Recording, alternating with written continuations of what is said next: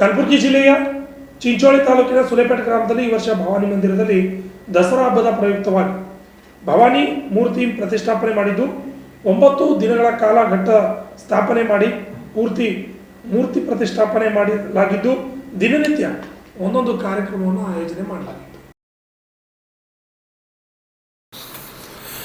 ಗ್ರಾಮಸ್ಥರು ಹಾಗೂ ಎಲ್ಲ ಭಕ್ತಾದಿಗಳ ನೇತೃತ್ವದಲ್ಲಿ ಕಾರ್ಯಕ್ರಮ ಹಾಗೂ ಅನ್ನದಾಸೋಹ ಏರ್ಪಡಿಸಲಾಗಿತ್ತು. ರಂಗೋಲಿ ಸ್ಪರ್ಧೆ, ಕೋಲಾಟ, ರಸಮಂಜರಿ ಕಾರ್ಯಕ್ರಮ ಹೀಗೆ ವಿವಿಧ ಕಾರ್ಯಕ್ರಮ ಆಯೋಜನೆ ಮಾಡಲಾಗಿದ್ದು, ಕೊನೆ ದಿನದಂದು ಅಂಬಾಭವಾನಿ ತಾಯಿಗೆ ಆರತಿ ಮಾಡಿ ಡೊಳ್ಳು ಕುಣಿತದಿಂದ ಗ್ರಾಮದ ಮುಖ್ಯ ಬೀದಿಗಳಿಂದ ಪಲ್ಲಕ್ಕಿ ಮೆರವಣಿಗೆ ಮೂಲಕ ಮುಕ್ತಾಯಗೊಂಡಿದೆ ಎಂದು ದೀಪಕ್ ಖೀರ್ಸಾಗರ್ ತಿಳಿಸಿದರು. ಈ ಸಂದರ್ಭದಲ್ಲಿ ರಮಕಾಂತ್ ಮಹೇಂದ್ರಕರ್, ಜೀವನ್ ಮಹೇಂದ್ರಕರ್, ಪರಮೇಶ್ವರ್ ಪಾಟೀಲ್, ರಮತೀರ್ಥ, दामोदर गनाते, गंडेराव गनाते, शिवाजी खीरसागर, राकेश शिड़गी, चंद्रकांत महेंद्रकर, रमेश खीरसागर, प्रमोद खीरसागर, श्रीकांत भास्कत्कर, नितिन खीरसागर, श्यामराव महेंद्रकर, निखिल महेंद्रकर, संतोष गंडळे, विठ्ठलराव गड्डळे, श्रीनिवास गड्डळे ಸೇರಿದಂತೆ ಇನ್ನಿತರರು ಹಾಜರಿದ್ದರು. ಲಿಂಗರಾಜ ಸ್ವಾಮಿ, RJ 32 ಕನ್ನಡ ನ್ಯೂಸ್, ಚಿಂಚೋಳಿ.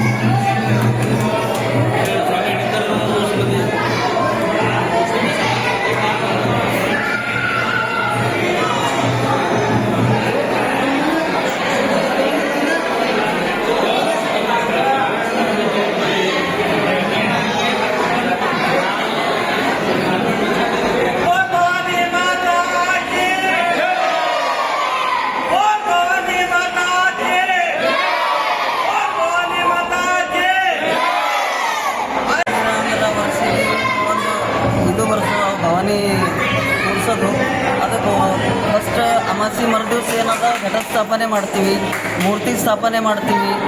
ಅದು 9 ದಿನ ಕಾರ್ಯಕ್ರಮಗಳು ನಡೀತಾವ. ವಿಜಯದಶಮಿ ದಿನ ಒಂದು ದೊಡ್ಡ ಎಲ್ಲ ಜನರ ಒಂದು ಇದು ಇರ್ತದೆ, ಉತ್ಸವ ಇರ್ತದೆ. ಮತ್ತು ದಿನ ದಾಂಡಿಯ ಅವು ಇವು ಎಲ್ಲ ಕಲ್ಚರ್ ಪ್ರೋಗ್ರಾಮ್ಗಳು ಇರ್ತವೆ. ಮತ್ತು ಇವತ್ತು 9 ದಿವಸ ಅಂದ್ರೆ ಪಾಲ್ಕಿ ಉತ್ಸವ ಇರ್ತದೆ, ಅನ್ನದಾಸೋಹ ಇರ್ತದೆ, ಎಲ್ಲ ಭಕ್ತಾದಿಗಳು ಬರ್ತಾರೆ.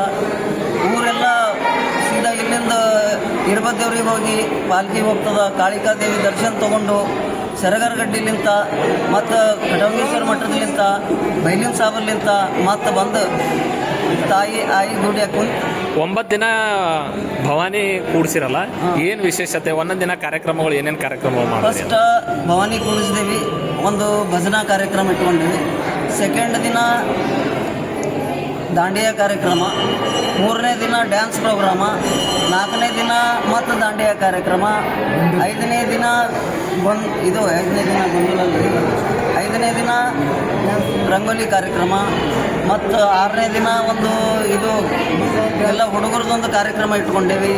ಅವ್ರಿಗೆ ಯಾರಿಗೆ ಏನದ ಪ್ರೈಸ್ ಕೊಡೋದು, ಅದು ಮಾಡೋದು, ಯಾರು ಫಸ್ಟ್ ಬಂದರು ಓಡಾಟ, ಕುರ್ಚಿ ಆಟ, ಮತ್ತು ಎಲ್ಲ ಕುಣದಾಟ, ಅವೆಲ್ಲ ಸಿಡಿದಾಟ ಎಲ್ಲ ಇದ್ದವು. ಮತ್ತು ಎಲ್ಲ 7ನೇ ದಿವಸಿಗೆ ಎಲ್ಲ ಮತ್ತು ಇದು ಇತ್ತು ಪ್ರೋಗ್ರಾಮ, ಸಂಗೀತ ಪ್ರೋಗ್ರಾಮ. 8ನೇ ದಿವಸಿಗೆ ಗೊಂದಲ ಪ್ರೋಗ್ರಾಮ.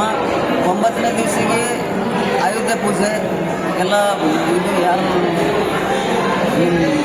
ಇದ್ರದವರು ಮಾಡಿದ್ರು. ಒಟ್ಟು 9 ದಿನ ಒಂದೊಂದು ಕಾರ್ಯಕ್ರಮ ಮಾಡಿದ್ರು. ವಿಶ್ವ ಹಿಂದೂ ಪರಿಷತ್ನದವರು 9ನೇ ದಿವಸಿಗೆ ಅಯೋಧ್ಯೆ ಪ್ರೋಗ್ರಾಮ್ ಮಾಡಿದ್ರು, ಅವರು ಅನ್ನದಾಸೋಹ ಮಾಡಿದ್ರು. 10ನೇ ದಿವಸಿಗೆ ವಿಜಯದಶಮಿ. ಅವತ್ತಿನ ದಿವಸ ನಮ್ಮಲ್ಲಿ ಏನೂ ಪ್ರೋಗ್ರಾಮ್ ಮಾಡಿಲ್ಲ, ಜನರೆಲ್ಲ ದರ್ಶನ ರಶ್ ಇತ್ತು. ಅವತ್ತಿನ ದಿವಸ ಏನೂ ಪ್ರೋಗ್ರಾಮ್ ಆಗಿಲ್ಲ. ಮತ್ತು ಇದು ಏನು ಕೊನೆ ದಿನ ಅಂದ್ರೆ ದಿನ ಒಂದೊಂದು ಕಾರ್ಯಕ್ರಮ ಮಾಡಿ 6ನೇ ತಾರೀಕು ಎಲ್ಲ ರಸಮಂಜರಿ ಕಾರ್ಯಕ್ರಮ, ಗಣೇಶ, ಸಿದ್ಧಿವಿನಾಯಕ ಮಾಡಬೇಕಾದ್ರೆ ಈ ಊರಿಗೆ ಭವಾನಿ ಮಂದಿರನೇ ಇದ್ದಿದ್ದಿಲ್ಲ.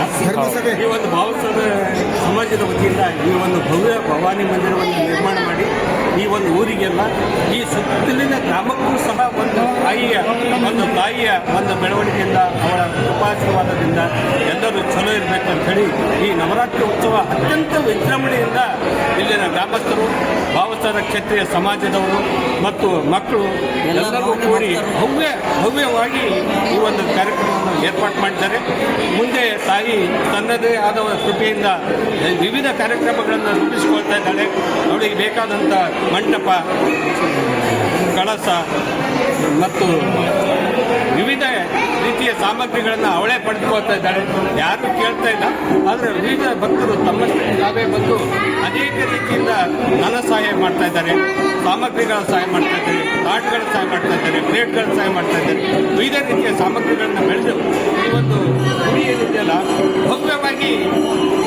ಭವ್ಯವಾಗಿ ಬೆಳವಣಿಗೆ ಆಗ್ತಾ ಇದೆ ಅಂತ ಹೇಳಿದ್ರೆ ತಪ್ಪೇನಿಲ್ಲ. ಮುಂದೆ ಇದೇ ರೀತಿಯ ತಾಯಿ ಆಶೀರ್ವಾದದಿಂದ ಈ ಒಂದು ಗ್ರಾಮಕ್ಕೆ ಒಳ್ಳೆಯದಾಗಲಿ, ಮುಂದೆ ಇನ್ನೂ ಬೆಳೀಲಿ, ಎಲ್ಲರ ಆಶೆಗಳು ಈಡೇರಲಿ ಅಂತ ಹೇಳಿ ಈ ಒಂದು ಸಂದರ್ಭದಲ್ಲಿ ನಾವು ಆ ತಾಯಿಯಲ್ಲಿ ಕಳಕಳಿಯ ಮನವಿ ಮಾಡ್ತೀವಿ. ಓಕೆ.